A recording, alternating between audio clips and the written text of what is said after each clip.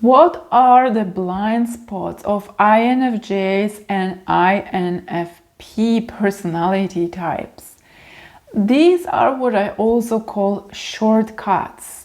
These are the behaviors, the habits of doing and being, because it's not just about doing, that happen unconsciously, where we give our power away. When we surrender our power and our sovereignty to another person or other people completely unconsciously. And you may have experienced this a lot, which have left you feeling overwhelmed, taken advantage of, abused in some ways, or used in any shape or form, or just drained, you know. So if this is something you are interested in, you want to know that these are energetic imprints. These are mind-body imprints that we create early in our childhood and also before we were born. Today in this first part episode, I will be talking about some of the most common of these blind spots. And in the second part that I will be sharing maybe next week or in 2 weeks' time, I will be talking about more practical ways how to work with these, okay? So I specifically make it in 2 separate episodes that you can also reflect on what I share today. Now, this is also very useful for other highly sensitive people, not just INFJ and INFPs. There is many others who maybe identify as empaths or super sensitive people who are easily drained, who give that energy, give those resources to others and are easily drained and overwhelmed. Now, let's get started. The first blind spot that I want to talk about today is the blind spot of seeing yourself immediately, perceiving yourself through the eyes, through the perspective of other people. It's as if they have projected some image onto you and you feel bound to maintain it. Well, this is something that many refer to acting like a chameleon, right? When you are acting in the way that you think you are expected to act. So all the blind spots that I'm talking about, by the way, are related to our energetic patterns, our mind, body, spirit patterns that are formed very early in our childhood. And these are what makes us act in certain ways unconsciously, and maybe you can also be conscious of these, but they are almost like muscle memory. It's stronger than you are, and it's something that you can't resist doing because it's something that stems from somewhere much, much deeper than simply acting on your will. So how this one blind spot can work to your detriment? First of all, is part of the losing of yourself. If you have ever been in a situation of engaging with a narcissistic person or any sort of person with that strong persuasion that they are in a group, this kind of people that they say something and they act as authority and other people listen to them. These are people that we're especially susceptible to as kind of as our energetic type, because they have such a strong persuasion that it's so easy to fall into their narrative. And it's so fast, it happens so fast that you don't even think about what happens. They might say something negative, for example, like you are too naive, or you are wrong about something, and you take it as yours. You start doubting yourself. But it's especially troublesome when someone says something positive, when they give you a compliment, which is not something that people think that it could be detrimental. Because for some people who like INFJ and INFP types who have that history of not being seen, not being appreciated, they easily may fall to those positive statements and want to fulfill that, as in, that person sees me as that. They see me as that good person. They see me as that empathic person. So I have to, by all means, fulfill that expectation and play that role because they clearly appreciate me as that. There is this mutual kind of bond that happens when people start seeing you, whether that's by negative or positive, because our type get very susceptible to the projections from the outside. The other blind spot I want to talk about is something that INFJ and INFP do completely in a shortcut. They completely go into that role, and this is jumping into help, jumping into solving problems. I want to really get deeper into what is underneath of it, and you can understand what's happening when it's happening.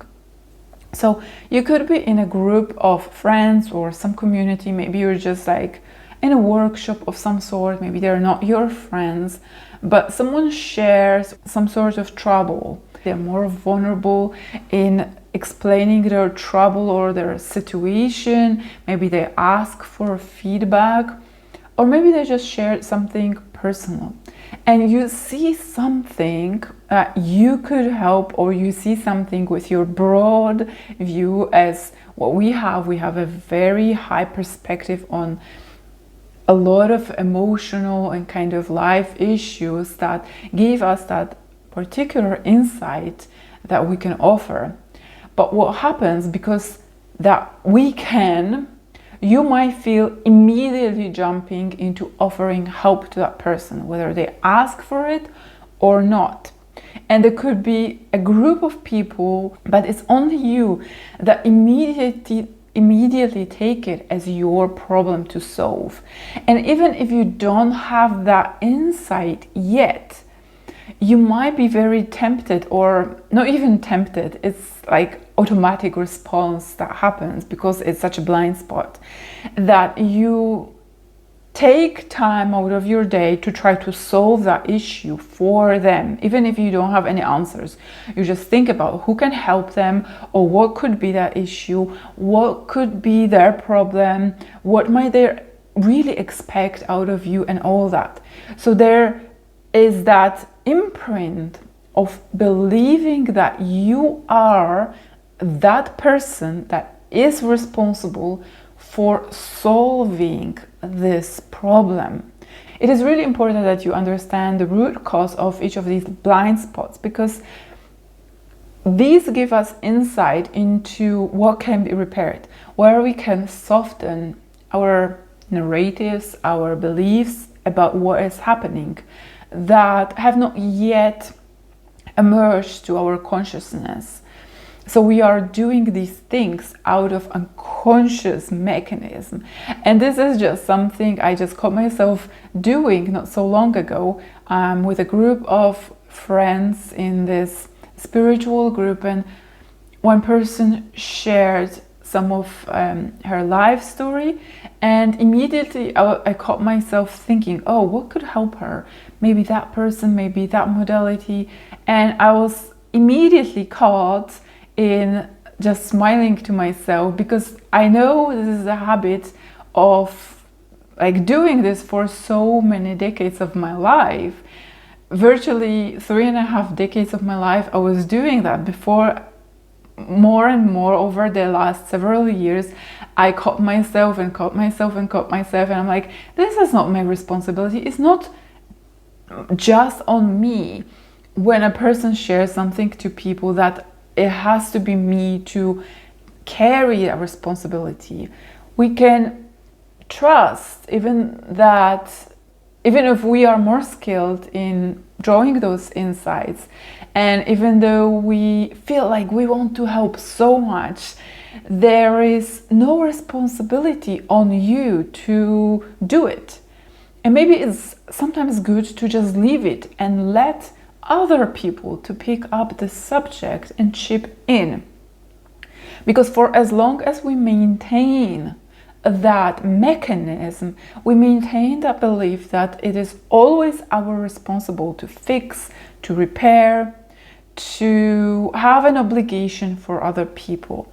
And this is what brings me to the next blind spot, which is so common. It's literally unavoidable to not to do it if you are an INFJ and an INFP person, to want to alleviate someone's pain and to help someone manage their emotions.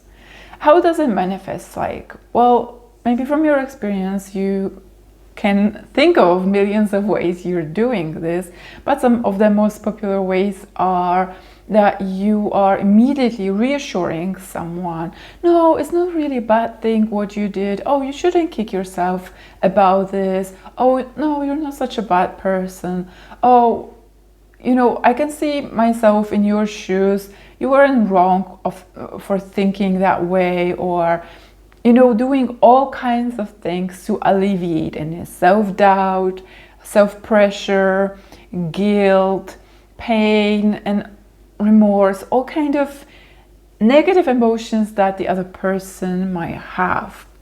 And again, this is a lovely trait because it puts us in this position of really being that counselor, being that coach, being that person that everyone turns to with their pain, with their problems. But what it does also, it most often is a very one-sided thing.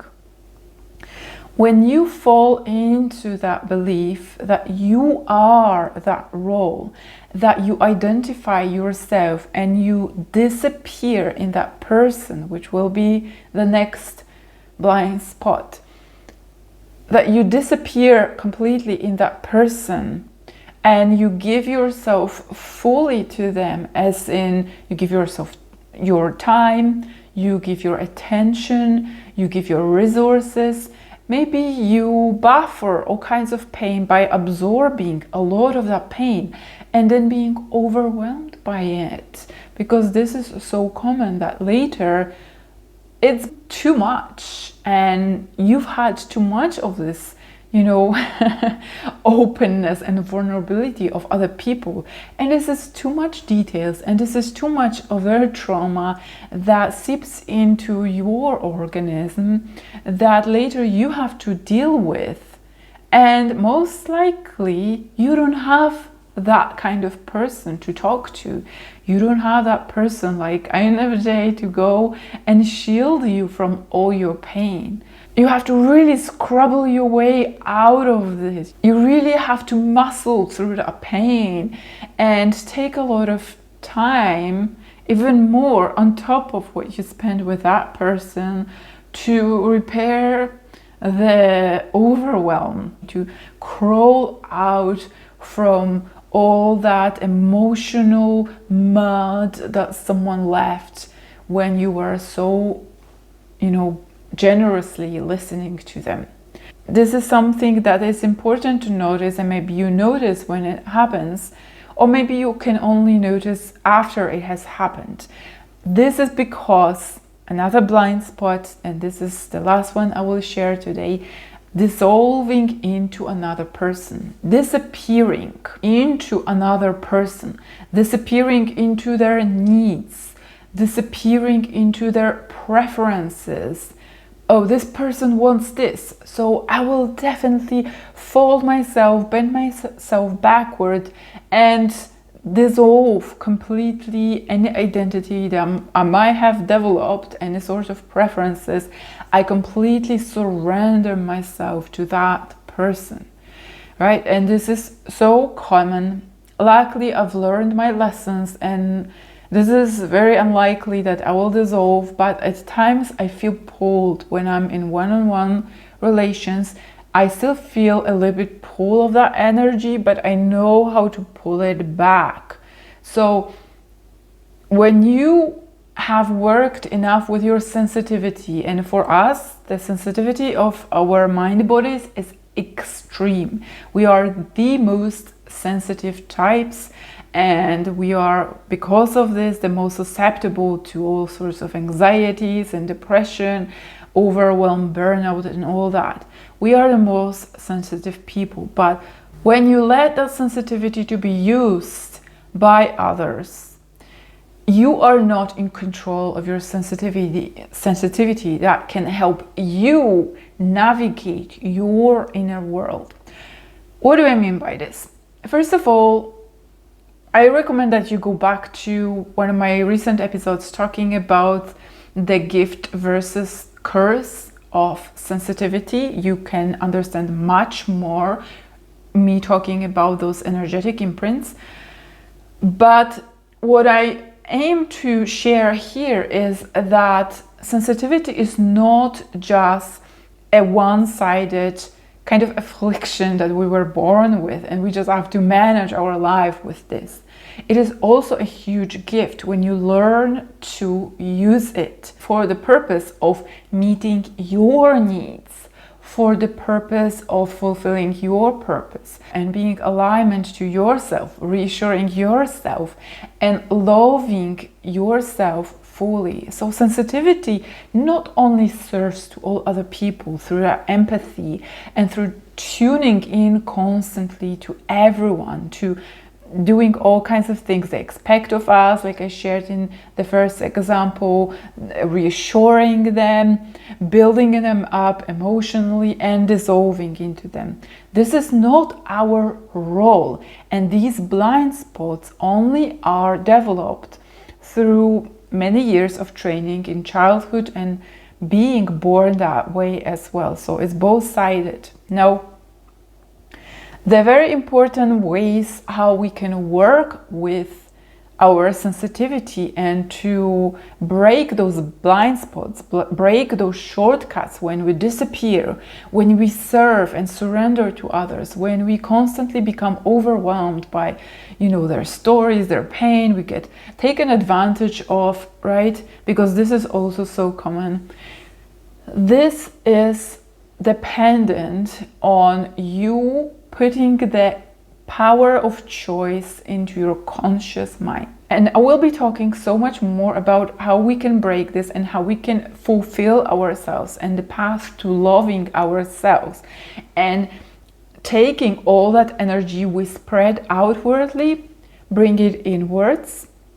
I will be talking all about this in my second part of this episode. For now, I want you to know that this is all dependent on the consciousness of your choices, on slowing down those fast unconscious reactions and bringing them to your conscious mind. So, like I mentioned, reflect after every single time that you get swallowed by those energies, that you dissolve, that you surrender to these people, that you give your power away by fulfilling all their expectations and forgetting completely about yourself. Reflect and journal, asking yourself very basic questions over and over and over. Why have I done it? What was I seeking? What allowed me to act in that way?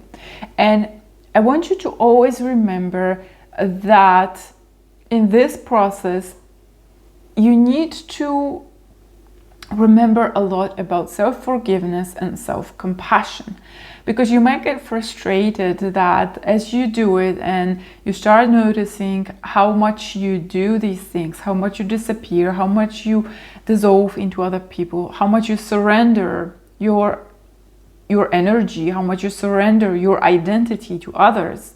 It might be frustrating and somewhat helpless feeling that when you start noticing, you just like, how do I revert this? I don't want to be that person anymore. And many of my clients say that when I start seeing these patterns, I'm just so angry because I can't stop doing this. First of all, you want to know that this is a process and it might be a longer process because it happens completely without the conscious awareness. And you can train that energetic imprint to coalesce and to become embodied, so that you close those boundaries, you define your boundaries, as I call it. There are processes through psychological work and through body work, but I won't get into this in this episode. You want to, from this episode, remember, slow down, reflect, and focus on your choices.